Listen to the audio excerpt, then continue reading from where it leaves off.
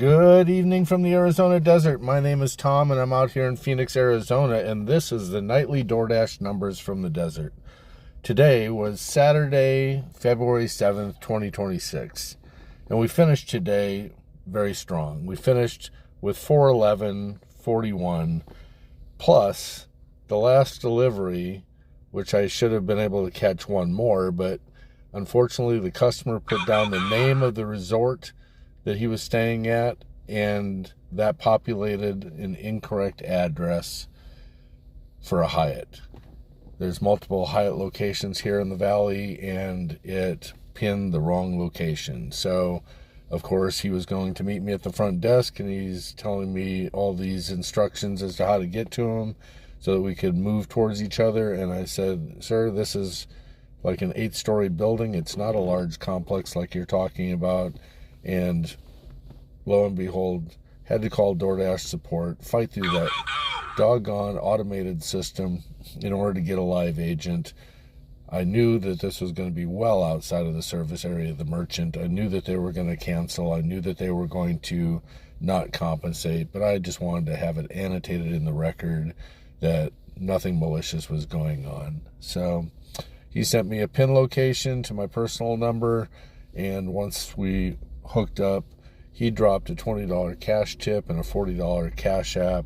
That brings our total to $471.41. I don't count those numbers. I just put a plus on the thumbnail just to show that there was additional information. But yeah, finished strong. Now, normally I would not suggest doing that, but with the Waste Management Open coming in town, being in the golf industry myself, that's one of the reasons why I moved out here. One thing that you learn about golfers is golfers are players with money. They'll drop money like it's going out of style. Golfers buy $400 golf clubs, will spend $125 to go play a round of golf, and then go on out to eat, wear the finest clothes. Golfers have money. And so with the Waste Management Open, I took a chance, trusted this gentleman, and even if he didn't, I knew that I reached the 411.41. I was fine with that. But this one worked out. This is a win, and will compensate me for any other losses for anybody else who doesn't do this in the future. Call it rationalization, if you will. But we're not going to cash out today just because, like I had mentioned before, we're no longer using the Crimson. That's my other phone, if you can hear that going off. I don't know if the mic's picking that up or not, but all the notifications are coming in for the calendar. So getting back on track, we're not using the Crimson, so as a result, we're not cashing out today so that we can cash out tomorrow and drain the account, so that this money will be left in the account on Saturdays from now on until something else changes within the DoorDash system. So let's go take a look at the rest of the numbers. Let me take a screenshot of this really quick just so I have a record of it. All right, that's done. Going in here, we'll close this out. Go on in and take a look at our ratings. Might have late for this Pizza Hut. Looks like we have a couple late ones. We're at a 95 acceptance rate. That's quite a difference from the 9 that was dropped because I fell asleep a couple nights ago. 100% completion rate, 98% on-time rating, 5.0 customer rating, 1084 for 30-day deliveries, 47,903 for the lifetime deliveries. We're approaching 48,000. So let's go in here, clean up this real quick. Papa John's, that's the one that we were just on. Dispute, unexpected.